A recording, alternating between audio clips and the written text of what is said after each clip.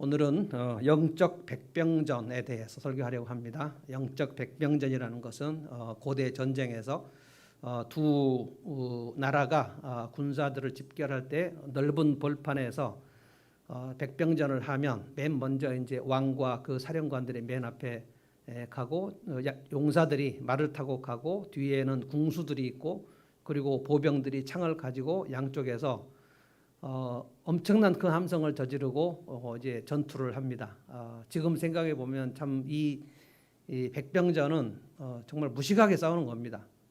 칼을 가지고 창을 가지고 함성을 지르면서 두 벌판에서 수없는 군사들이 마주 대하면서 나가서 찌르고 죽이고 창을 던지고 목을 베고 막 하는 그 우리가 옛날 고대 영화들을 보면 이제 많이 나오는 장면들입니다. 저는 신앙생활이 이런 영적 백병전하고 똑같다는 생각을 오래전부터 했습니다. 그러니까 밀고 밀리는 싸움이고 백병전에서 이기면 앞으로 가는 것이고 지면 뒤로 물러가는 것입니다. 그 백병전은 한치의 공백도 없습니다. 진공 상태가 없어요. 이기거나 지거나 하는 것이고 이기면 앞으로 나가는 거고 지면 뒤로 물러가는 건데 끝까지 이기면 전리품을 얻는 것이고 끝까지 지면 죽거나 노예가 되는 것입니다. 우리의 믿음의 여정을 사도 바울은 다 우리의 내면에서 일어나는 백병전이라고 설명했어요. 에베소서에는 이것이 영적 전투다 이렇게 얘기했고요. 그래서 이제 대부분의 신앙생활을 우리가 오해하는데 외부적인 활동이 신앙생활의 본질이 아닙니다. 교회 나오고 예배 드리고 헌금 내고 교회 봉사하고 여전도회 남전도회 활동하고 전도 나가고 하는 것이 신앙생활인 줄 알지만 그건 신앙생활의 외부 활동입니다. 그리고 신앙생활의 본질은 우리의 내면에서 일어납니다. 아무리 예배를 드리고 전도하고 기도 많이 하고 그래도 내면에서 영적 백병전에서 이기냐 지냐 하는 그 싸움입니다. 이 싸움이 얼마나 치열한지를 오늘 설명을 드리려고 합니다. 우리 중에 아무도 신자들이라 할지라도 이 백병전에서 예외가 있는 경우가 없습니다. 이 백병전이 멈춰져 있는 경우도 없고 계속해서 이 백병전을 하는 중에 있습니다. 이것을 이제 그 구약에서는 출애굽한 이스라엘 백성들이 가나안 땅 원주민들을 향하여 전투하러 나가는 것으로, 그래서 여호수아의 군대가 끊임없이 이제 그 가나안 원주민들을 향하여 전투하러 나갑니다. 하나님께서 여호수아에게 뭐라고 하셨냐면 가나안 백성들은 다 진멸하라 그랬어요. 진멸. 그 백성들을 다 진멸하고, 이것이 헤렘이라는 뜻입니다. 히브리어로 헤렘인데 키역과 히읗을 섞어서 발음을 해야 돼요. 케렘입니다. 케렘. 이 전쟁은 완전히 진멸을 해야 되는 것이고 그 중에 어떤 것도 살려줘서는 안 됩니다. 그리고 이제 여리고성 전투 같은 데서 싸우면 여리고성에 있는 모든 전리품들은 그때 하나님의 곳간으로 넣도록 하고 여리고성의 모든 그 주민들은 다 죽이도록 되어 있습니다. 이것이 오늘 이제 사도 바울이 갈라디아에서 설명하는 성령과 육체의 싸움입니다. 그리고 여리고 전투에서 하나님께 완전히 드려야 되는 것, 헤렘 전쟁에서는 자기가 절대로 그 전리품을 취하지 않게 되어 있고요. 하나님께 다 드리게 되어 있는데 그 전리품을 취해가지고 아간이 욕심을 부렸죠. 이것을 이제 오늘 문맥으로 말하면 육체의 열매다 이렇게 할 수 있습니다. 탐욕을 부려서 아간과 아간의 가족이 완전히 몰살된, 그러니까 너희가 그 가나안 땅에 진멸을 하지 않으면 너희가 진멸될 것이다. 헤렘 전쟁은 다 진멸하지 않으면 그 진멸하지 않은 사람이 진멸하게 되어 있습니다.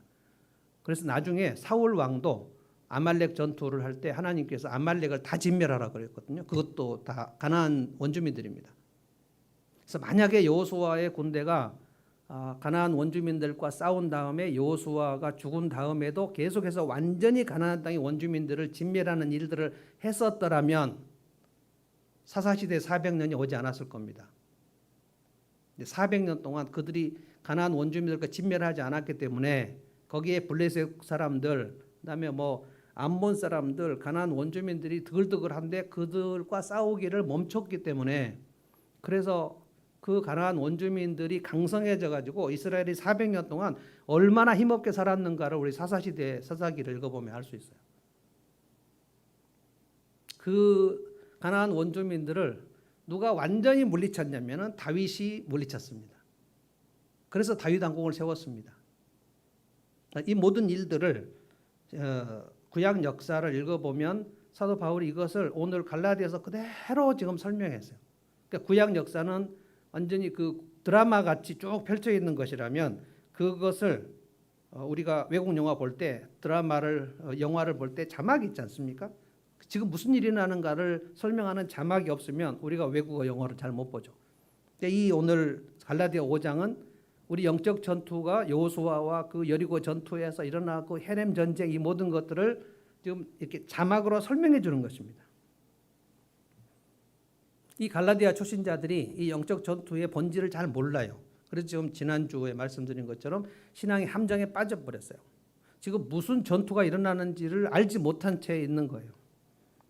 그러면 이제 패배할 수밖에 없어요.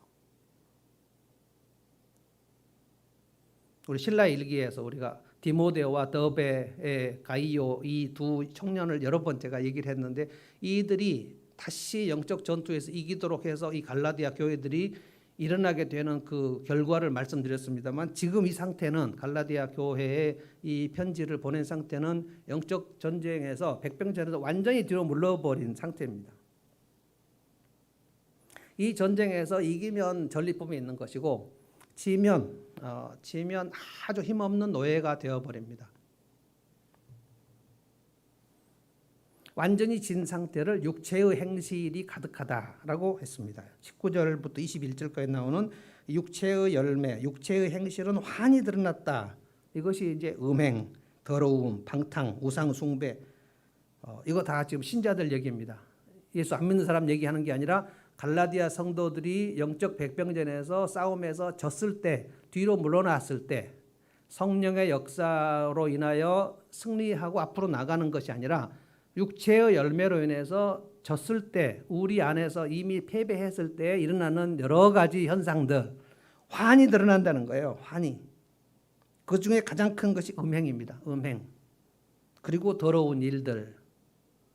세상에서도 뭐 엄청나게 많은 일이 일어납니다. 지금 음행이라는 것은 결혼 관계에서만 일어나는 성생활 이외의 모든 혼전, 그다음에 혼외 이 모든 성적인 그런 일들, 뭐 유사성행위라든가 모든 일들 이것을 음행이라고 얘기했습니다. 그리고 더러움, 그리고 방탕. 방탕은 그냥 그 내 삶에 절제 없이 막 사는 것이죠. 그리고 나머지 이제 우상 숭배, 마술, 요즘으로 말하면 이제 점치러 다니는 거, 원수 매점. 그래서 내가 누군가를 미워할 때 그 미워하는 감정을 해결하지 않고 끝까지 미워하는 것, 증오하는 일들, 다툼, 시기, 분냄, 분쟁, 분열, 파당, 질투, 술 취함, 흥청망청 노는 것, 그와 같은 것들. 근데 놀라운 얘기를 먼저 해볼까요? 21절 맨 마지막에 내가 전에도 여러분에게 경고하였지만, 그러니까 전에도 여러분에게 경고했단 말은 갈라디아 성도들에게 처음 복음을 전할 때, 그들이 예수 믿을 때 완전 초신자일 때도 이것을 경고했다는 거야. 이렇게 되면 어떻게 되는가? 근데 지금 다시 여러분에게 경고한다. 굉장히 중요한 말씀을 한 겁니다. 이런 짓을 하는 사람들은, 이런 짓은 뭐냐? 육체의 열매가 가득한 사람들은 하나님의 나라를 상속받지 못한다. 여러분이 갈라디아서를 쭉 읽었으면 하나님의 나라를 상속을 한다는 것, 상속자라는 것과 상속하지 못한다 하는 것은 종의 아들인가 자유주의 아들인가를 설명하는데 성령이 들어오시지 않으면 그 사람은 예수를 믿을 수 없고 예수를 믿지 않은 사람은 하나님의 나라를 상속할 수 없어요. 다시 말해서 성령이 들어오신 것을 사도 바울은 뭐라고 얘기했냐면 그건 하나님이 너희들에게 인을 치신 거다. 성령이 들어와. 예수 그리스도를 믿는 사람은 성령이 들어와요. 성령이 들어오시지 않으면 예수님을 주님으로 고백할 수 없습니다. 그래서 우리가 예수님을 믿을 때 이 초신자들이 성령이 내 안에 들어온 사실, 이 영적 실제를 다 이해하지 못해요. 성령이 들어오시면 무슨 일이 일어나는가 너무 조용히 들어오시기 때문에 잘 몰라요. 그러나 여러분 그 무당들이 그 신들림할 때 신접할 때 그 잡신이 마귀가 이렇게 들어오면 우리는 이제 귀신이라고 말하는데 이 귀신을 말하면 자꾸만 우리는 우리나라의 귀신의 그 개념은 죽은 사람의 혼령이라는 뜻이 들어있는데 성경은 사람이 죽어서 그 혼령이 귀신이 되는 얘기가 성경에는 없습니다. 성경은 사람이 죽어서 그 혼이 돌아다닌다 이런 건 성경에 없는 개념이에요. 그러니까 우리나라의 전통이 그냥 사람이 죽으면 뭐 처녀 귀신이나 뭐 할아버지 귀신이나 뭐 강감찬 뭐 장군이나 뭐 무슨 뭐 도령 귀신이나 이런 것들이 있다고 말하는데 그거는 성경에 하나도 없는 얘기고요. 마귀입니다. 마귀는 천사가 타락해서 된 그 존재이기 때문에 인간과는 계통이 다릅니다. 사람이 죽어서 혼령이 되는 것이 없어요. 근데 마귀가 들어올 때 잡신이 들어온다는 것은 마귀가 들어온다는 거거든요. 근데 무당들이 진짜 무당은 마귀가 들어가죠. 마귀가 들어가면 막 난리를 치죠. 신접을 했는데 가만히 있는 경우가 없어요. 또 우리가 귀신 들린 사람들을 볼 때 이 정신병과 귀신 들린 건 다릅니다. 정신병은 속에 자기 자아가 분열되는 거고요. 귀신이 들어왔다. 성경에서 귀신이 들어왔다라고 얘기할 때는 그 마귀가 그 속을 지배하는 것을 얘기하는 거거든요.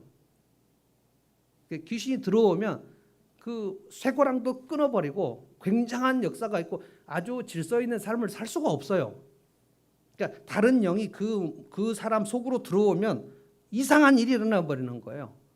성령이 우리 안에 들어오실 때는 너무나 자연스럽게 들어오시기 때문에 내가 다른 영이 내 속에 들어왔다는 인지를 잘 못하는 거예요. 그래서 성경을 계속 배우셔야 돼요.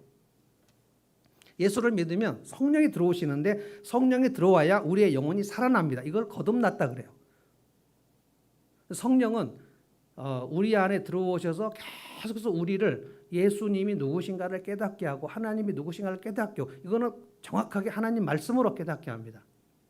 그러니까 예수를 믿고 성경을 안 읽어버리면 성령이 우리를 깨닫게 하는 일을 내가 막아버리는 일이 되는 거예요. 그러면 신자라 할지라도 이 영적 백병전에서 계속해서 앞으로 밀고 나가는 힘이 없어서 계속 뒤로 밀려납니다. 예수를 믿었다 할지라도 그 사람은 성령의 열매가 아주 드러나지 않아요. 그래서 오늘 이 말씀을 제가 설명을 하려고 그래요. 영적 백병전에서 내가 계속 앞으로 밀고 나가는 것은 무엇인가? 이것은 다윗 왕국의 개념입니다. 다윗은 전쟁을 할 때 거의 한 번도 패배하지 않았어요. 사울 왕은 40년 왕을 할 때 초반에 조금만 승리했지 그 마지막으로 갈 때 블레셋 앞에서 벌벌 떨면서 힘이 없었어요. 골리앗이 쳐들어왔을 때 너무너무 힘이 없었어요. 이 영적 백병전에서 사울은 두려움으로 가득 찼었다고요. 이게 신자들 얘기라는 거예요. 갈라디아 성도들이나 구약 성도들이나 오늘 우리들이나 이 영적 백병전을 치르고 있는 것은 예외가 없습니다. 누구도 예외가 없어요. 그런데 예수님을 오래 믿으면 이 백병전에서 그냥 쉽게 이기는 방법이 있는가? 비법이 있는가? 없습니다. 지난 수요일 날 제가 그래서 성령으로 시작했다 육체로 마치는 사람들 얘기를 많이 했는데 굉장히 많습니다. 처음에 신앙생활 제법 잘 하고 있다가 상태가 아주 안 좋아 버리는 그런 사람들이 훨씬 많아요. 이 영적 백병전에서 앞으로 밀고 나가는 일을 여러분에게 설명하고요. 제가 영적으로 뒤로 물러난 경험도 너무 많이 있기 때문에 설명해 드리겠습니다. 근데 사실은 굉장히 간단해요. 이 영적 백병전에서 앞으로 밀고 나가는 방법은 딱 가지밖에 없습니다. 하나님의 은혜로 매일 사는 겁니다. 하나님의 은혜를 매일 생각하는 겁니다. 이것이 성령의 인도를 따라서 사는 겁니다. 왜냐하면 성령께서 하시는 일은 우리 안에서 예수를 믿게 하실 뿐만 아니라 내가 믿은 예수 그리스도가 누구인지를 계속 생각나게 하는, 그건 뭡니까? 십자가를 깨닫게 하는 거예요. 십자가와 부활을 깨닫게 하는 거예요. 여러분 이 두 가지의 소식이 뭡니까? 이게 복음입니다. 복음. 이 복음을 내 속에서 계속 날마다 깨닫는 일, 이 일이 성령의 인도를 받는 일입니다. 이게 없으면 우리는 뒤로 쭉 물러갈 수밖에 없어요. 문제는 내가 뒤로 물러갈 때 내가 인지를 할 수 없다는 거예요. 자, 16절을 한번 보겠습니다. 내 속에 은혜가 있는가 이거예요. 내가 또 말합니다. 여러분은 성령께서 인도하여 주시는 대로 살아가십시오. 그러면 육체의 욕망을 채우려 하지 않을 것입니다. 성령께서 인도하여 주시는 대로 살아가라 그랬어요. 성령의 인도를 받아서 살아가라는 거예요. 성령의 인도를 받는 것은 무엇인가? 성령의 인도를 받지 않으면 다른 방법이 없이 육체의 욕망으로 살아가게 된다는 거예요. 둘 중에 하나밖에 없다는 거예요. 성령의 인도를 받는 것은 무엇인가? 성령님께서 내 안에 들어오셔서 예수님을 믿으면 성령이 들어오신다 그랬죠. 성령이 들어오시면 떠나가시지 않아요. 한번 하나님이 인을 치셨는데 도장을 찍으셨는데 우리가 성령을 인도를 잘 안 받으면 성령이 휙 나가시고 이러지는 않아요. 그러나 그 성령께서 우리 안에 들어오셔서 성령의 인도를 내가 받기로 결정하면, 그러니까 성령님과 내가 계속 그 긴밀한 대화를 하는 법을 여러분들이 알아야 돼요. 하나님과 대화하는 법. 하나님께서 뭐라고 말씀하시는가. 그런데 하나님은 주로 어떻게 말씀하시냐면, 왜 내가 주로라고 했냐면 거의 대부분 그렇게 말씀하시기 때문에, 거의 대부분 성경을 여러분이 읽거나 설교를 들을 때 말씀하십니다. 그래서 성경을 닫아버리면 성령께서 별로 말씀 안 하십니다. 어떤 경우에 제가 이제 베델 목장에서 여러 번 하나님의 음성을 들은 사람들에 대한 나눠보라 그러면 여러 성도들이 하나님의 음성을 실제로 들은 얘기들을 해요. 그러니까 믿음이 자라면 하나님의 음성이 들리고 그런 거 아닙니다. 예수님을 믿기 전에도 하나님의 음성이 들릴 수 있어요. 예수님 믿는 초신자 때도 하나님의 음성이 들릴 수 있어요. 어떤 자매는 하나님의 음성이 내가 너와 함께 하겠다, 두려워하지 말라 하는 게 이마로 지나가, 이렇게 느껴진다. 이마로 지나가요. 예수님을 믿지도 않을 때입니다. 너무너무 무서워가지고 엄마한테 나 이거 무슨 일이 일어난 것 같은데 이게 그 얘기가 이사야에 있다는 사실도 몰랐고, 그런데 하나님이 두려워하지 말라라는 말씀을 한 게 분명한 거예요. 그게 귀로 들리는 게 아니라 그냥 느껴지는 거. 아, 하나님이 나한테 말씀하셨구나. 근데 그 사람이 그 음성을 들었으면 그 믿음이 갑자기 확 올라가는가? 그렇지 않아요. 근데 주로 하나님은 성경 말씀을 통해서 말씀하십니다. 그래서 내 영혼이 점점 그 십자가의 은혜를 깨닫는 일, 이것이 매우 매우 중요합니다. 하나님의 은혜는 뭡니까? 내가 받을 자격이 없는데 너무 큰 선물을 거저 받을 때 이것이 약간 믿겨지지 않는 거거든요. 자, 그래서 지난주에 여러분에게 누가 밥 한 끼를 사주려고 한다고, 내가 식사 한번 대접한다라고 얘기할 때 그 사람과 나하고 친분에 따라서 뭐 안 믿어지고 이런 건 없겠죠. 밥 한 끼 사는데 그냥 내가 한 2만 원 넘는 곳에 가서 한 3만 원짜리 식사 대접을 하겠다. 그러면 이 사람이 뭔 개연성이 있지 않겠습니까? 내가 그동안 이 사람에게 뭘 좀 열심히 잘 해준 거에 대해 보답인가? 라는 생각이 들 것이고, 근데 내가 이 사람한테 해준 것도 없는데 갑자기 3만 원 이상짜리 밥을 사준다고 할 때 뭐지? 라는 생각이 좀 들지 않겠어요? 그런데 너무 큰 땅을, 만약에 제주도 같은 그 땅을 제가 여러분에게 아무개 성도님, 제가 다음 달에 제가 좀 돈이 들어올 것 같은데 그러면 제주도를 사서 당신에게 주겠다. 그럼 여러분들이 안 믿어지겠죠. 일단 두 가지가 안 믿어지겠죠. 배 목사님 무슨 돈으로 제주도를 사? 집도 없으면서 라는 생각이 들 거고, 그 다음에 배 목사님 아무리 나를 사랑한다 해도 그런 땅을 나한테 그냥 줄 리가 있나? 개연성이 없잖아요. 개연성이. 그러니까 내가 뭘 받을 때, 누가 이 사람에게 나를 줄 때 내가 이걸 받을 자격이 있다는 생각이 들면 개연성이 있어요. 그래서 주는 거구나. 우리가 삶공부가 끝나면 삶공부 강사들에게 여러분이 뭐 좀 돈을 모아가지고 선물하지 않습니까? 그러면 삶공부 강사들이 왜 이런 것을 나한테 주냐고 막 그 손살에 찌고 이러면 좀 이상한 거죠. 13주 내내 열심히 가르쳤으면 여러분이 뭐 조금 모아가지고 2, 3만 원짜리나 뭐 그런 걸 하나씩 주면 아 감사합니다라고 받겠죠. 그게 인지상정인 건데 13주 상봉부를 다 끝났더니 수강생들이 6명이 모여가지고 집 한 채를 사주겠다고 한다. 말이 안 되잖아요. 그러니까 안 믿어지는 거예요, 일단. 그러니까 예수 그리스도께서 너를 위해서 십자가에서 피 흘려 죽으신 것이 네가 영원토록 지옥 가고 형벌을 받을 거, 네가 하나님을 떠난 범죄를 이걸로 다 상쇄하는 거야. 이걸 믿겠냐 하고 할 때 예수를 믿는다고 할 때도 잘 안 믿어진단 말이에요. 그게 믿는 게 기적이란 말이에요. 저는 그렇게 생각합니다.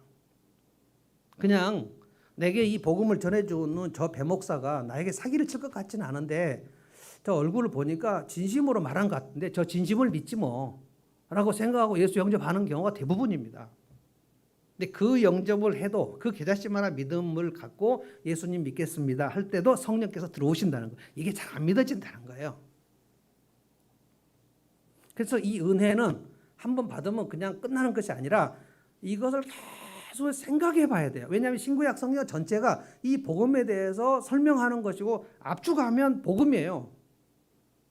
늘이 빼면은 창세기부터 요한계시록까지고요. 구약과 신약이 모두 하나님이 너를 사랑하셔서 네가 죄 지은 그것을 영원히 형벌을 받아야 되는 것을 독생자 예수께서 대신 형벌을 받아서 네 죄가 대신 속해졌어라는 그 얘기예요. 이 얘기를 매일매일 묵상하는 것이 내 속에 들어오신 성령님의 인도를 받는 것입니다.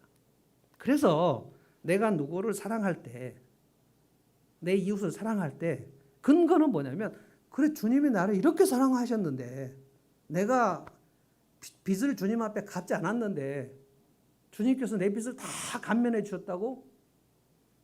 그러면 내게 누군가가 이 사람 빚을 졌을 때 내가 이 사람에게 피해를 봤을 때 이게 다 빚입니다. 이 빚을 이거 그냥 무상으로 탕감해 주는 게 맞겠네. 왜냐하면 주님이 나를 이렇게 무상으로 탕감해. 이게 1만 달란트 빚진 자가 100데나리온 빚진 자에게 이걸 탕감을 받고 10,000달란트를 탕감을 받고 나서 100데나리온도 사실 큽니다. 근데 1만 달란트는 제주도 땅 정도에 해당되는 거거든요. 그래서 100데나리온을 못 갚은 자기 친구를 감옥에 넣어버렸다. 그래서 사람들이 보면서 난 너무 민망한 거 아니야? 너는 지금 왕 앞에 1만 달란트를 탕감받았는데 어떻게 100데나리온 안 갚았다고 그 친구를 감옥에 넣을 수가 있냐 하고 왕한테 가서 얘기했더니 왕이 그럼 네 1만 달란트를 내가 탕감 안 해주겠다. 그러면 네가 100데나리온 안 갚았다고 그 형제를 감옥에 넣은 거에 대해서 얼마나 네가 곤란하겠느냐. 말이 되냐? 그래서 이 복음을 깨닫고 은혜를 계속해서 깨닫는 것, 이것이 내 안에 계신 성령님께서 역사하시도록 성령의 인도를 받는 거예요. 내가 이거를 받을 자격이 없는데 어떻게 이거를 받았지? 성경을 읽어보니까 하나님이 너를 그만큼 사랑하신다. 여러분, 하나님이 나를 사랑하신다는 이 한마디 말씀도 여러분이 갖고 있는 그 해석력은 정말 천차만별입니다. 제가 20대 때 거듭났을 때 하나님 나를 사랑하신다는 거 알았습니다. 지금 60대가 돼가지고 하나님 나를 사랑하신다.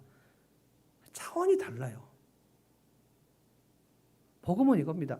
하나님이 살아계셔서 너를 사랑하셔. 너를 사랑하셔서 네가 죄 지은 거 다 탕감해 주셨어. 아무리 네가 죄가 많아도 눈같이 희게 하셨어. 그 일을 위해서 독생자 예수 그리스도를 죽이셨어. 알겠냐? 이게 30대 때도 목사 안수 받았을 때도 그렇게 잘 깨달았지 않았어요. 모태신앙의 한계입니다. 어렸을 적부터 십자가 얘기를 들어가지고 십자가? 제가 거듭나기 전에는 그 초등학교 때나 중고등학교 때는 제일 그 지루한 기도가 십자가의 기도예요. 권사님들 맨날 십자가의 은혜로 우리 죄가 대속받고 뭐 하나님 나를 사랑하시고 그건 너무 식상해. 이거를 성경 말씀을 읽고 깨닫고 성령께서 내 안에 역사하신 것을 깨닫고 나니 그렇구나. 내가 진짜 죄인이구나. 나 같은 죄인이 있을까? 내가 주님 앞에 말도 안 되게 행동하는 게 얼마나 많을까? 그러면 이제 나한테 말도 안 되게 행동하는 사람들을 볼 때 무슨 생각이 들어요? 아, 나도 주님께 진짜 말도 안 되는 짓을 너무 많이 했는데 주님이 나를 끝까지 이렇게 사랑하신 것을 생각한다면 이게 은혜구나.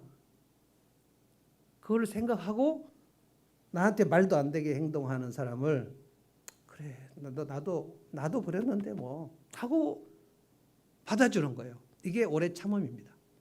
이게 사랑이고요. 그렇게 해서 이 사람과 내가 말도 안 되는 짓을 나한테 한 사람과 좋은 관계를 맺는 거, 이게 평안입니다. 사랑과 희락과 평안과.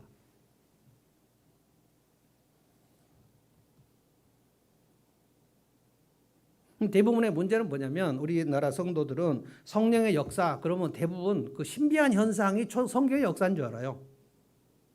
물론 성경에서 성령의 역사, 우리 기독교 안에는 신비한 일도 있고 초자연적인 일도 있고 자연적인 일이 있습니다. 그런데 초자연적인 일은 빙산의 일각과 같습니다.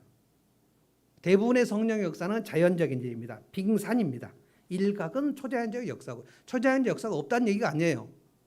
뭐 이마로 말씀이 지나가기도 하고, 그리고 귓가로 들리기도 하고, 내가 너의 남편이 되겠다는 말도 하기도 하고, 하나님께서 특별한 일로 역사를 하시기는 해요.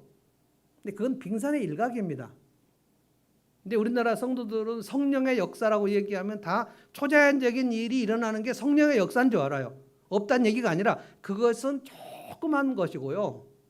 대부분의 역사가 우리 일상에서 우리가 성령이 우리 안에 들어오시면 하시는 일의 99%는 내 속에서 일어난 일이란 말이에요. 근데 뭐 자꾸만 성령 집회를 한다 그러면 성령 집회라고 할 때 그 사람들이 모여서 하는 집회가 뭐냐면 그날 방언을 받았는가, 그날 예언을 받았는가.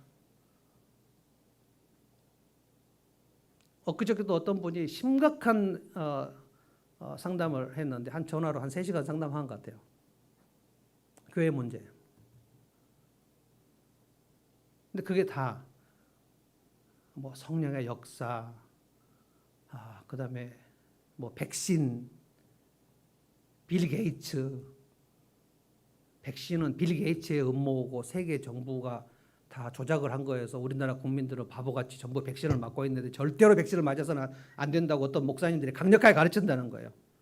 또 그 목사님들이 또 누구의 근거를 드냐면은 또 뭐 서울대의 뭐 예방의학인가 감염내과의 그런 의사의 그런 뭐 그 동영상을 보고 따서 또 영국인 여자 의사도 있더라고요. 가보니까 뭐 절대로 백신을 맞아서는 안 된다.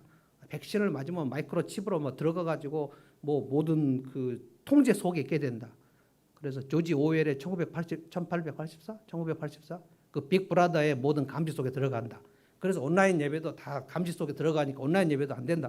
이렇게 가르쳐서 이거 어떻게 해야 되냐고 제가 한 3시간 정도 상담을 했는데 오전 내내. 그래서 그날 그 말씀 묵상 택배를 여러분들에게 못 돌린 거예요. 그리고 이제 집에 가서 점심 먹고 다시 와서 말씀을 묵상하려고 하는데 진이 빠져가지고 그날 못했습니다. 아마 그날이 목요일쯤 될 거예요. 제가 상담을 하고 진이 빠지는 일이 거의 없거든요. 얼마나 진이 빠지는지.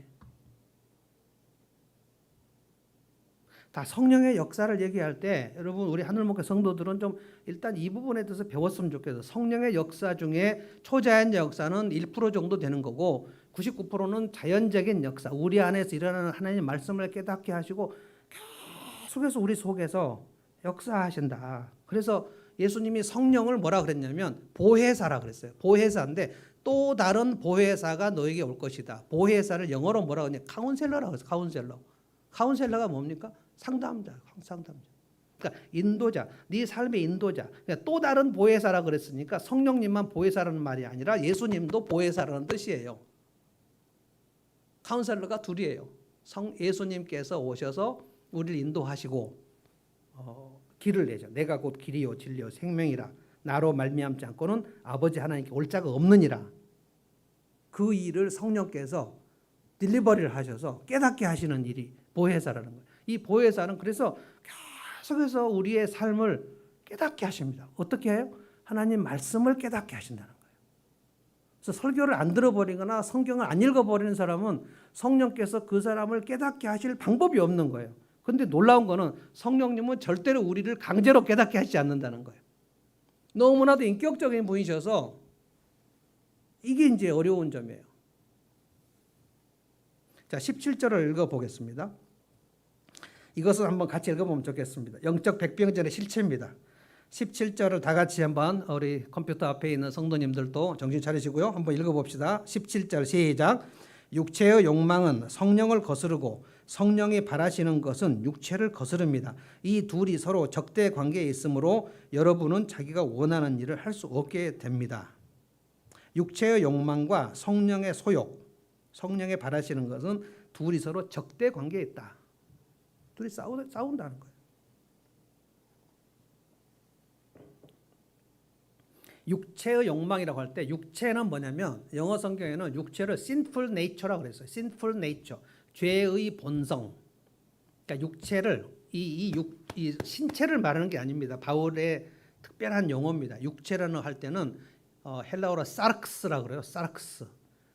몸을 말할 때는 소마라는 몸을 그 용어를 따로 사용합니다. 소마는 신체를 말하는 거고 바울이 육체라고 얘기할 때는 사르크스라는 것은 아담이 에덴 동산에서 하나님을 거역하고 선악과를 따먹을 때 들어온 타락한 본성, 하나님 우리를 창조하셨을 때 하나님의 형상으로 만든 본성이 아니고 마귀가 와가지고 우리 속에 들어와서 하나님을 거역하고 내가 내 맘대로 에덴 동산을 다스려야지.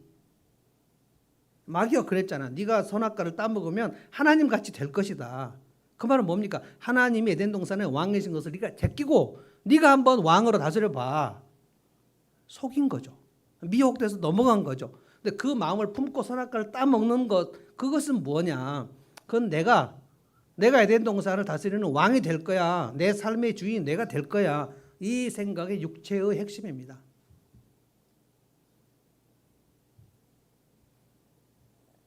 이 육체는 성령의 소욕을 거스른다 그랬어요. 그러니까 우리 안에 신자들 얘기예요. 신자라 할지라도 성령이 우리 안에 들어오시면 성령님을 우리가 거스를 것인가 환대할 것인가를 내가 정할 수 있어요. 존중히 여겨서 환대를 하고 잘 모시고 성령님을 왕으로 모실 것인지 아니면 하대하고 함부로 하고 안 계신 것처럼 그냥 저쪽으로 가라고 얘기할 것인지. 근데 놀라운 것은 성령님께서 우리 안에 들어오셔서 우리가 존중을 해드리고 환대를 하고 성령님의 다스림을 받으려는 그 결단을 하면 성령은 우리를 다스리시고요. 마치 성령께서 우리 안에 들어오셨는데 그분을 아주 불친절하게 그 불청객처럼 왜 우리 집에 들어와서 나가지는 못해도 저 문 앞에 있거나 꼼짝 않고 계세요 라고 얘기하면 그냥 가만히 계신다는 거예요.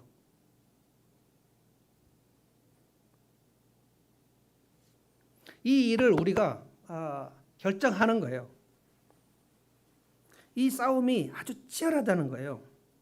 저는 그래서 이걸 영적 백병전이라고 생각합니다. 성령께 내 생각이나 내 결정을 인도를 구할 것인지 아니면 내가 할 것인지 육체의 소욕으로 할 것인지 성령께 인도함을 받을 것인지를 내가 결정하는데 여기서 성령의 인도를 받기로 결정하면 성령이 우리를 다스리셔요. 그걸 뭡니까? 다시 은혜를 생각하는 거예요. 하나님의 은혜로 내가 여기 있구나. 하나님의 은혜로 내가 이 집에서 사는구나. 하나님의 은혜로 내가 이 직장에 다니게 됐구나. 하나님의 은혜로 이 공동체에 들어오게 됐구나. 하나님의 은혜로 내가 이 자식을 낳게 됐구나. 하나님의 은혜로 내가 공부를 하게 됐구나. 하나님의 은혜로 오늘 출근하게 됐구나. 하나님의 은혜로 아무 일 없이 오늘 집에 퇴근하게 됐구나. 이것을 매일매일 생각하는 게 성령의 인도를 받는 겁니다. 근데 육체의 본성은 나입니다. 내가.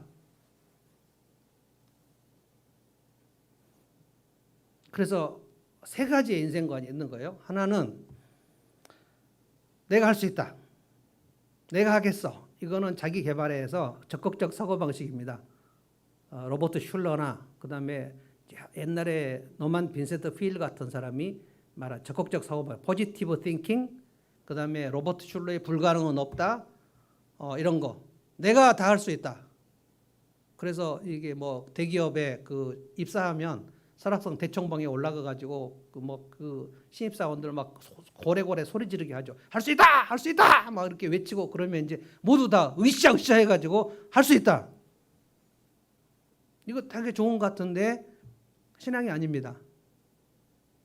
이렇게 이것이 신앙인 것처럼 가르치는 교회도 상당히 많이 있습니다. 긍정의 힘 같은 거 이런 거 다 그쪽에 해당되는 겁니다. 그런데 살다 보면 내가 할 수 있는 게 별로 없어요. 그래서 내가 할 수 있는 게 없구나 라고 생각이 되면 그런 경험을 실패의 경험을 하면 이제 좌절해요. 그러니까 신앙이 아닌 것은 두 개입니다. 내가 할 수 있다 라고 생각하거나 내가 할 수 없다 라고 생각하거나 이 양쪽에 어디에 속하지 않을 이유가 있습니까? 그래서 내가 할 수 있다고 해서 성공을 하게 되면 신앙으로 올 수 없습니다. 그런데 계속 실패해가지고 내가 할 수 없구나, 내가 할 수 없구나, 해도 안 되는구나 해서 좌절되면 신앙으로 올 수 없습니다. 올 수 없는 건 아닙니다. 여기서 올 수 있어요. 어떻게 올 수 있는가? 내가 할 수 없구나. 를 뼈저리게 깨닫고 그래, 주님이 힘 주시면 할 수 있구나. 주님의 도우심으로 주님이 나를 사랑하시면 내가 힘을 얻을 수 있구나. 이것이 신앙입니다. 내가 할 수 있다. 그러면 주님이 필요 없죠. 내가 할 수 없어. 좌절해. 그래서 목숨을 끊어버려. 그러면 주님이 도와주실 기회가 박탈되죠. 그러니까 성공주의와 실패주의는 둘 다 신앙으로 갈 수 없습니다. 근데 더욱이 인생을 성공만 한 사람은 주님 앞에 나올 수가 없습니다. 내가 할 수 있다라고 했는데 돼버렸거든. 그런데 주님 앞에 나올 이유가 뭐가 있습니까? 그래서 인생은 하나님께서 우리를 부르실 때 실패를 하게 하십니다. 그래서 성공만 한 인생은 저는 하나님 앞에 나올 수 없다. 결론이 났어요. 거의 나올 수 없습니다. 성공만 한 인생은. 근데 실패를 하면 실패한 인생은 둘 중에 하나입니다. 완전히 좌절해서 넘어지든지 그래서 그냥 인생을 끝내거나 아니면 이불 속에 살거나 우울증에 살거나 공황장애로 걸려갖고 질병 증상으로 들어가거나 아니면 실패 속에서 주님을 향하여 나오는 것입니다. 나올 때 이 탕자가 돼지 지업 열무도 못 맺고 그렇게 비참하게 했을 때 뭐라고 그랬습니까? 내가 아버지의 집으로 가야 되겠다. 내가 해보려고 했으나 할 수 없어서 아버지께 나옵니다. 그래서 신앙은 내가 할 수 없다는 것을 깨닫고 이 내가 할 수 없다는 것이 뭐냐면 이 육체의 본성. 육체의 본성으로 내가 살아봤으나 성령님 없이 내가 살아봤으나 내가 결국 열매를 맺은 것은 19절부터 육체의 열매, 육체의 행실이구나. 이 백병전.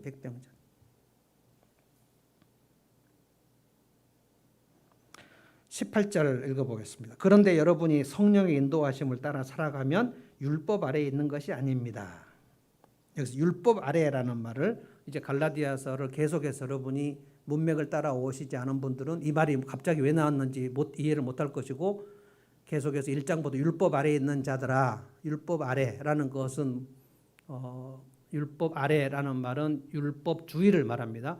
율법을 지켜서 내가 구원받을 수 있다. 예수도 믿지만 할례도 받고 율법도 지켜야 구원받는 것이다. 이 예루살렘에 온 율법주의 교사들이 갈라디아 성도를 함정으로 빠뜨리게 만든 그 율법주의가 율법 아래입니다. 율법 아래에 있는 자들아, 믿음으로 살아라. 믿음으로 살면 우리는 이삭의 자녀고 약속의 자녀고 율법 아래에 있으면 그건 하갈의 자녀고 종의 자녀다. 전 여러분들이 갈라디아서를 우리가 매일 성경을 할 때 이 흐름을 여러분이 저와 함께 같이 따라갔으면 좋겠어요.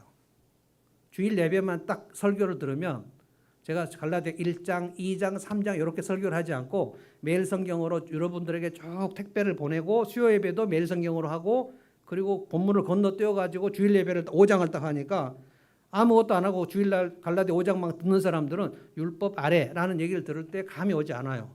선행 학습이 없어가지고. 정말 갈라디아서는 여러분이 복음의 기초를 뼈대를 잡는데 척추 같은 역할을 하는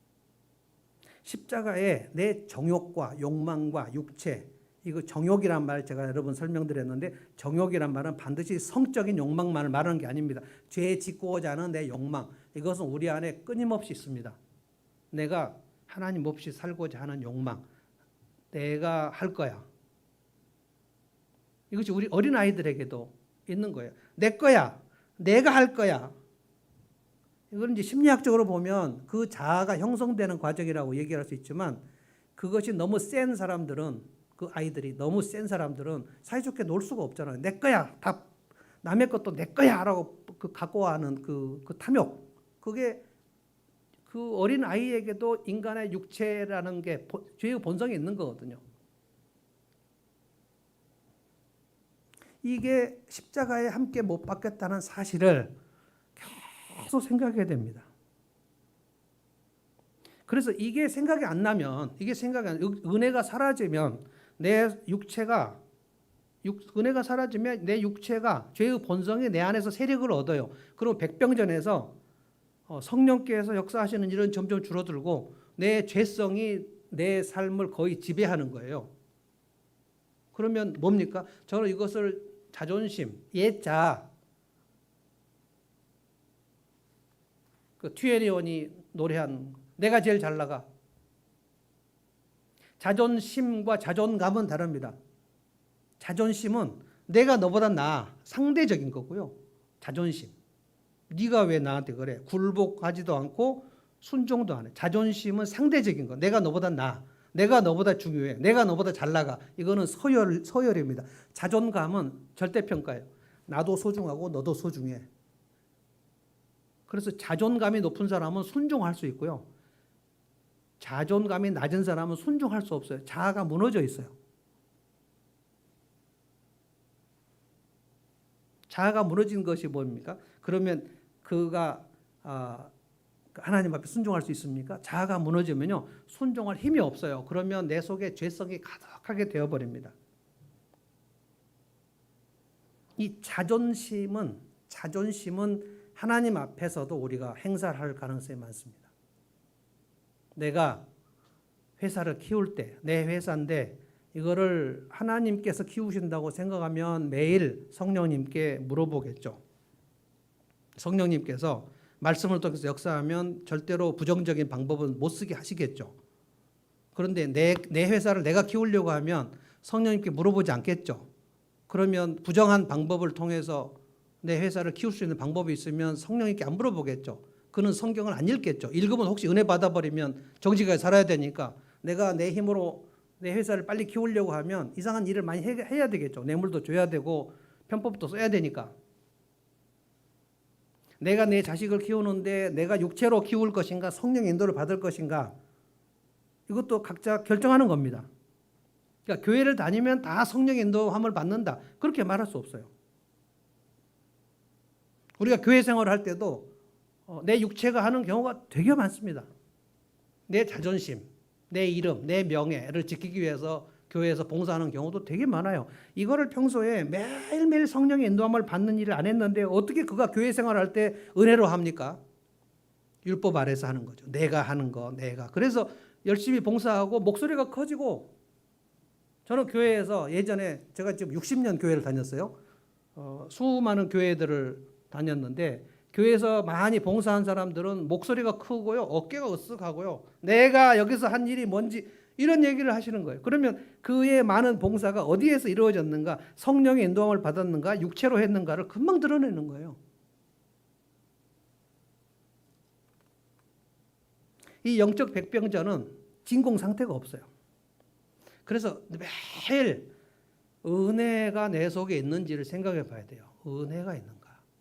그래서 은혜는 십자가의 은혜를 말하는 거고 하나님의 은혜를 말하는 겁니다. 하나님께서 힘 주셔서 내가 하는 일이 무엇인가를 생각해 봐야 돼요. 그렇게 보면 하나님이 힘 주셔서 할 수 있는 일 아닌 것이 하나도 없어요. 그거를 점점 넓혀가는 것이 백병전에서 승리하는 것입니다. 아, 내가 오늘 여기 있는 것도 하나님께서 나를 붙드신 거고, 이게 범사에 감사하는 거거든요. 내가 내 자식을 오늘까지 키운 것도 하나님께서 은혜를 주신 거고, 내가 결혼 생활을 오늘까지 한 것도 하나님의 은혜를 하는 거고, 내가 이 교회를 선택해서 지금 다니게 된 것도 이것도 하나님의 은혜고. 이거를 말씀을 묵상할 때마다 아, 그래, 하나님 은혜가 크다. 내가 어떻게 이 직장을 다니게 되었을까? 어떻게 이 사람들에게 내가 인정을 받게 되었을까? 하나님 은혜가 크다. 아, 내가 오늘 사지가 멀쩡해서 교회를 나오는 것도 하나님 은혜가 크다. 그럼 저는 이렇게 생각합니다. 진짜 가족 중에 병원에 들어있지 않으면 날마다 감사하고 살아야 돼요. 가족 한 명이 병원에 들어가면요. 지금 우리 조영준 목사님 아버지가 병원에 계시잖아요. 병원에 한 사람이 가족이 들어가 있으면 모든 삶이 다 깨집니다. 일상이 깨져요. 제가 2016년에 아내 그 수술 3번 할 때 2016년 어떻게 보냈는지 기억이 나지 않아요.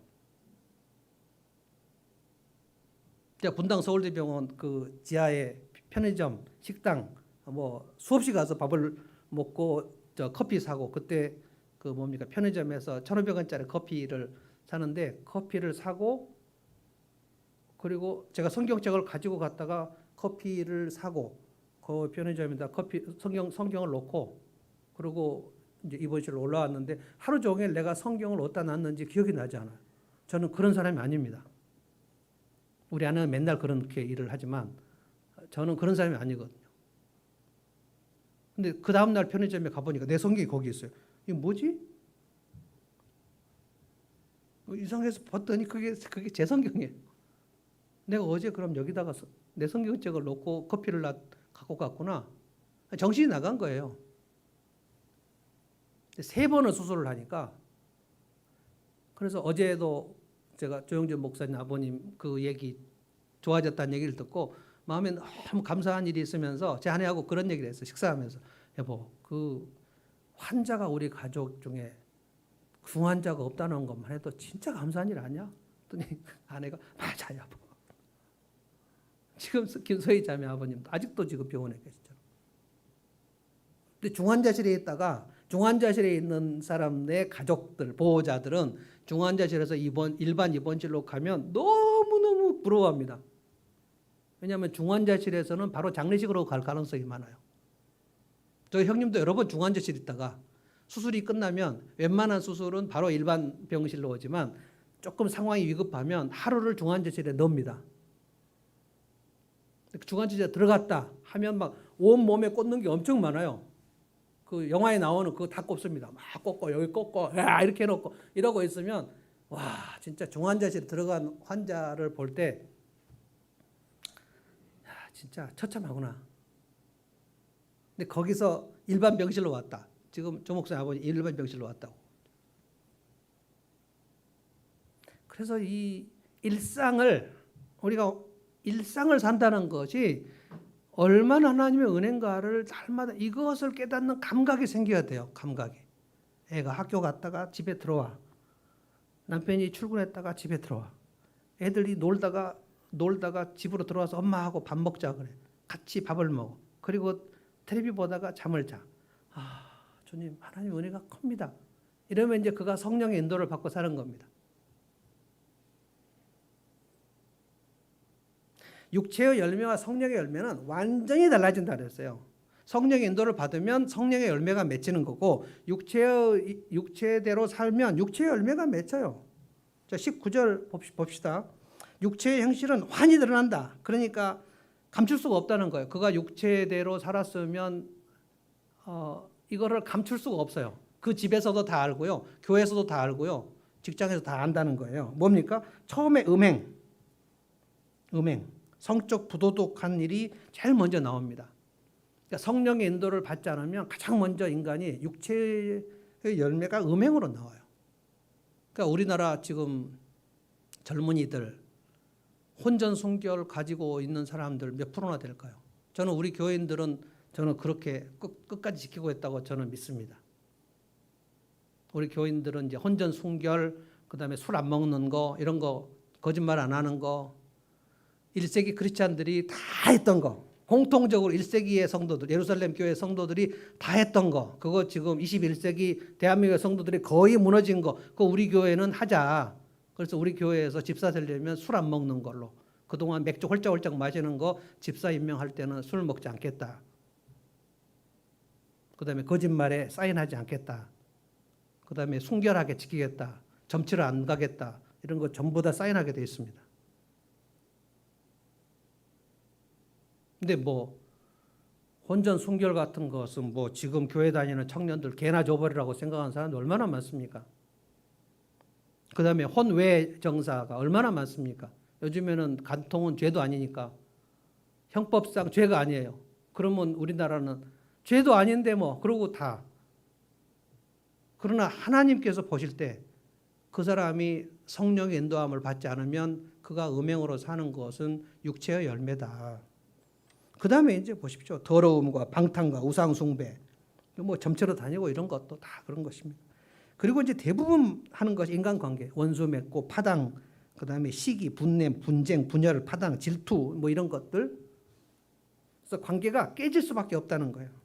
여러분 부부 생활에도 육체의 열매는 다 관계가 깨지는 겁니다. 관계가 깨질 수밖에 없어요. 성령의 인도함을 받지 않았는데 관계가 화목하게 된다? 있을 수가 없습니다. 그 사람 속에 절제가 있을 수가 있을까요? 내 자존심으로 행동을 했는데 내가 너보다 높아, 내가 너보다 중요해. 자존심은 상대를 무시하는 거거든요.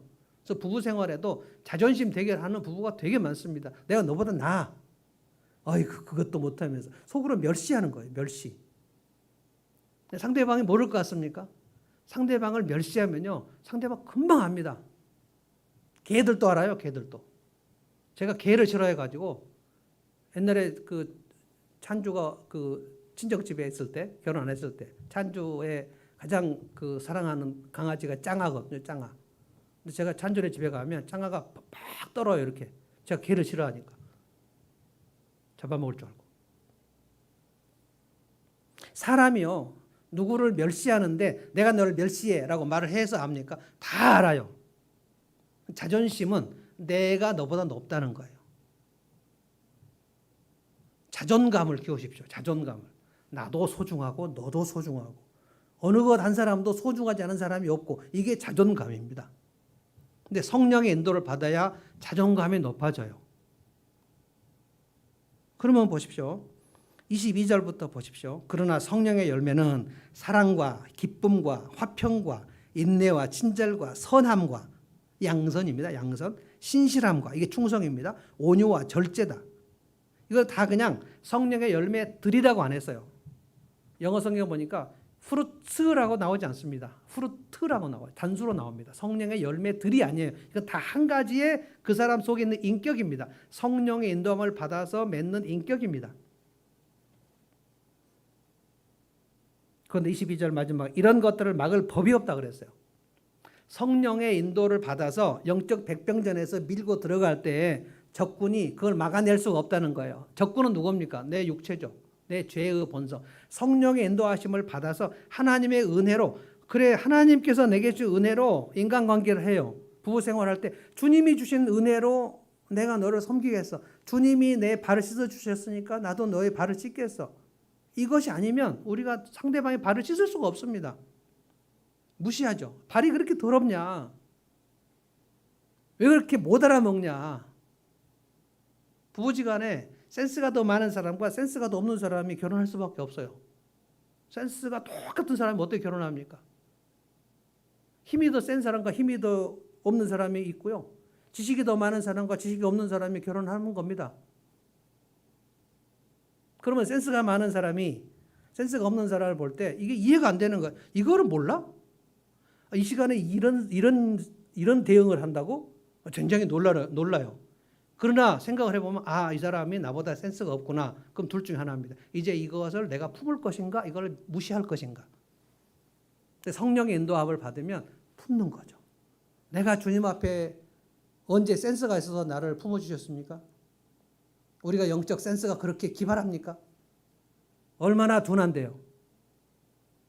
주님이 나를 품어주신 걸 생각하는 거예요. 날마다 그러니까 은혜를 생각해야 되는 거예요. 은혜를 생각하면 성령의 인도를 받는 거고, 그러면 성령의 열매가 맺히는 거예요. 이걸 계속 성령의 열매가 맺혀서 성령의 열매가 가득 내 삶에 있어서 이 사람이 진짜 온유한 사람이 됐네.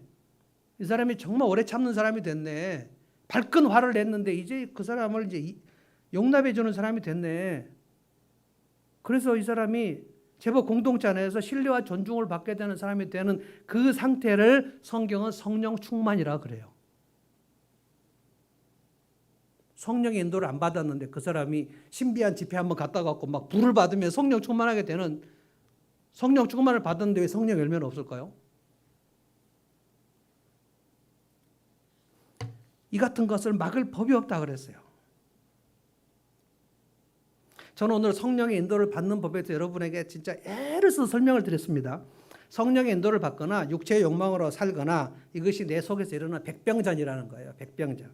그런데 제가 여러분들에 알려드립니다. 제 인생에서, 제 영적 전쟁에서 이것은 프로테이지입니다. 51대 49예요. 51대 49가 뭐냐? 성령이 내 안에 들어오시면 내가 절대로 성령님께 순종하고 싶은 마음이 없는, 그래서 성령을 완전히 거역하는 마음이 100%가 있는 사람이 없습니다. 내가 순종해야지. 내가 기도도 해야지. 내가 상공부도 해야지. 내 예배도 드려야지. 말씀도 읽어야지.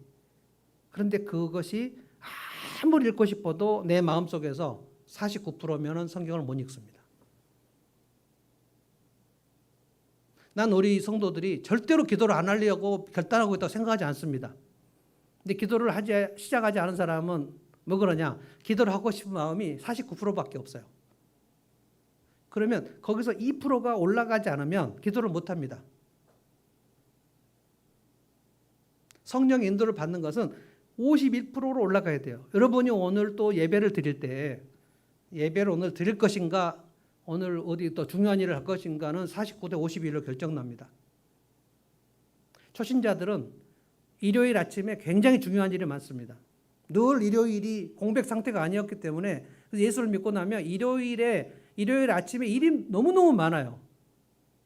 그런데 예수 믿기 전에는 전혀 예배를 안 드렸으니까 뭐 예배를 드리고 말고 할 것이 없는데, 이제 예수를 믿으면 특별히 하늘문교회는 예배를 되게 중요하니까 예배를 내가 주일날 아침에 예배를 드려야 되는데, 근데 이웃집 사람이 와가지고 어디 좀 놀러 가자. 뭐 어디 좀 도와달라. 진짜 이거 어떻게 하지? 대안을 제시하고 예배를 드릴 것인가? 아니면 예배는 뭐 그냥 뭐 기독교 TV 저녁에 한번 듣지 뭐. 이 온라인 예배의 이제 함정이 이건 거예요. 하늘목교회 실시간으로 꼭 예배를 드려야 돼요. 저녁에 4시나 5시에 뭐 틀어보면 뭐 분당 우리 교회도 나오고 지구촌 교회도 나오고 뭐 순복음교회도 나오고 뭐 수없이 예배가 나오는데 그중에 하나 듣지 뭐. 5시나 뭐 6시 시간 되면 듣지 뭐. 이러면 이제 이미 40% 내려가는 겁니다. 한번 딱 내려가면 전쟁에서 백병자 한번 밀렸다가 다시 가는 법이 그렇게 많지 않아요. 밀리면 계속 밀리는 겁니다. 40% 내려가면 그때서부터 밀려서 48, 47, 40, 30, 20, 그래서 다시 일어날 기력이 없게 내 육체의 욕망이 성령의 역사를 막아버려요. 그러면 이제 뭐가 됩니까? 음행과 더러움과 방탕과 우상숭배와 다툼과 시기와 분냄과 분쟁과 이런 일이 있을 수밖에 없어요. 그래서 여러분들이 오늘 이 말씀을 듣고 내가 성령의 인도를 받는 일을 언제 시작해야 되는가? 내가 은혜 안으로 들어가려고 할 때 하나님의 은혜를 생각해 보고 성령의 열매를 맺으면, 그러면 성령의 열매를 맺는 게 내가 영적으로 백병전을 이겼다는 뜻이거든요. 51%로 딱 올라가면 그때 영적 그 욕구가 생깁니다. 성령님의 인도를 받아야 돼. 예배를 드리고 하나님 말씀을 들으면 자극이 생겨요. 마치 학원 가서 정말 좋은 학원 강의를 듣고 나면, 뭐 유명한 강사 학원을 듣고 나면 이 부분을 공부를 해야지라는 자극이 생기는 것처럼 설교는 종로 학원 같은 것입니다. 여러분이 자극을 받고 오늘부터 내가 드라마 바이블을 해야 돼. 내일부터는 내가 배목사 택배를 내가 들어야 돼. 듣고 내 안에 하나님의 은혜를 깨달아야 돼. 내가 자식을 키우는 거나 내가 직장을 하는 거나 내가 신앙생활 하는 거나 내 옆에 내 가족들이 있는 거, 이게 전부 하나님의 은혜구나. 이것을 생각하면서 특별히 내가 까다로운 사람들, 내게 말이 안 되는 짓을 하는 사람들, 이 사람들을 생각하면서 그래, 나도 하나님께 진짜 말이 안 되는데 이 사람 내가 용납해 주지. 이렇게 해서 사랑과 희락과 화평과 오래 참음과 절제의 열매가 맺었는가? 이것이 영적으로 승리하는 겁니다. 백병전에서 앞으로 나가는 거예요. 한 주간 여러분이 백병전에서 앞으로 나가보려고 애를 써보시기 바랍니다. 49에서 50일로 넘어가 보십시오. 주님, 나는 할 수 없습니다. 그러나 주님은 하실 수 있습니다.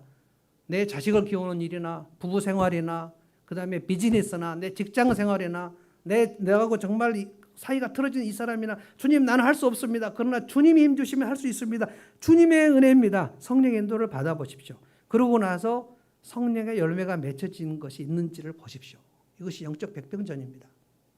여러분이 목장에서 나누실 때에 내가 은혜를 따라서 성령의 인도를 받아서 내가 영적으로 앞으로 나갔더니 거기에서 성령의 열매가 맺혀지더라. 한번 앞으로 밀고 나가면 엄청 힘이 생겨서요. 51에서 52, 53, 60, 70, 80으로 갑니다. 성령이 나를 지배하셔요. 이게 성령의 충만입니다. 그러면 굉장히 튼튼합니다. 안정감이 생기고요. 그리고 내 삶에 여러 사람들과 신뢰관계가 생기고요. 그리고 내 삶에 의미가 생기고요. 열정이 생기고요. 이 사람들을 내가 용납해 줄 마음이 생기고요. 엄청납니다. 이 같은 법에서 금지할 법이 없다고 그랬어요. 저는 이 갈라디아 성도들이 이 말씀을 읽고 성령의 인도함을 받기로 결단했다고 봅니다. 같이 일어났을 거라고 봅니다. 그리고 나서 사도 바울과 갈라디아 성도들이 만났을 때 다 같이 영적으로 일어났거든요. 1세기에 일어났고 이것이 300년 동안 일어났고 그래서 로마 사회에 크리스찬들이 쭉 복음을 전해서 콘스탄틴 대제 때 그 로마 사회 전체를 복음화했던 그 승리의 역사들을 우리가 생각해 보는 거예요. 지금은 우리가 굉장히 많이 패배했습니다. 개인적으로 영적 백병전에서 많이 패배했어요. 오죽하면 기도를 안 하고 한 주를 살거나 오죽하면 성경을 읽지 않고 하루를 사는 성도들이 이렇게 많을 수가 있겠습니까? 성경을 읽지 않았는데 성령의 인도하심을 받는다는 것은 이건 제가 생각할 때 말도 안 됩니다. 그러면 육체 열매밖에 없어요. 한 주간 여러분이 성령의 인도함을 받기로 결정하셔서 그것이 51%로 올라가는가 힘쓰고 애쓰지 않으면 그것도 잘 안 됩니다. 그러면 성령의 열매가 맺히는 거예요. 찬송하겠습니다.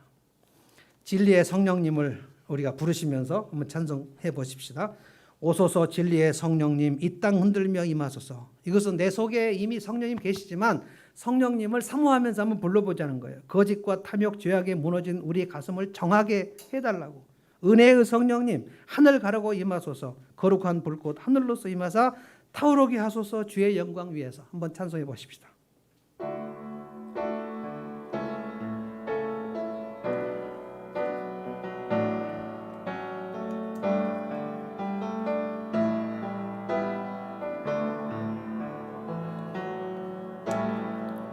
오소서 진리의 성령님 이 땅 흔들며 임하소서.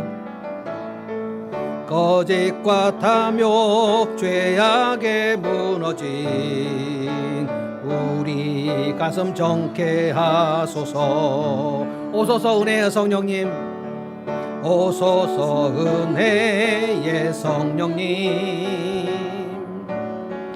하늘 가르고 임하소서. 거룩한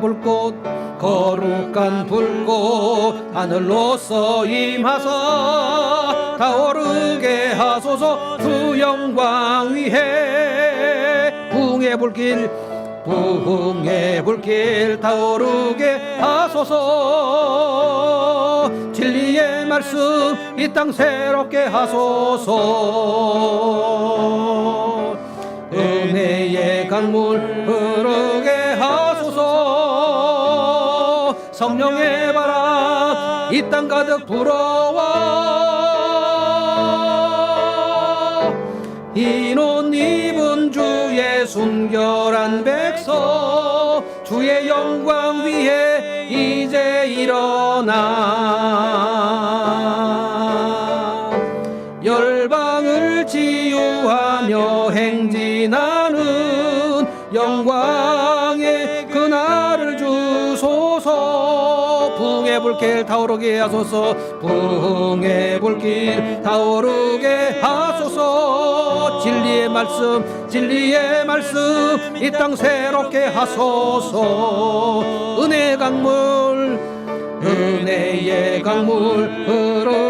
하소서. 성령의 바람, 성령의 바람, 이 땅 가득 불어와. 흰 옷 입은 주의 순결한 백성, 주의 영광 위에 이제 일어나. 열방을 치유하며 행진하는 영광의 그날을 주소서. 기도하겠습니다. 하나님 감사합니다. 우리가 예수 믿을 때 성령님 우리 안에 들어오셔서 하나님의 아들이라 하나님의 딸이라 인치시고 우리를 하나님의 상속자로 삼아주신 것을 감사드립니다. 보혜사 성령님 우리 안에 들어오셔서 성령의 인도를 받으라고 말씀하시고 우리가 육체를 따라 살 때 성령님을 거스른다는 것을 깨닫게 하시니 감사합니다. 주님, 그동안 저희가 성령님을 많이 거스르고 살았습니다.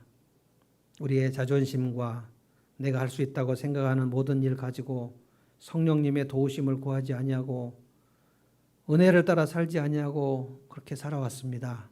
그래서 우리는 육체의 일, 현재한 일들이 너무 많이 있었습니다. 주님, 그래서 우리의 관계들은 많이 갈래갈래 찢어졌습니다. 우리가 사람들 용납하지 못했습니다. 우리의 삶이 절제가 없었습니다. 우리의 삶이 주님 앞에서 성령의 열매를 맺지 못한 것은 성령의 인도를 받지 못한 이유인 줄로 믿습니다.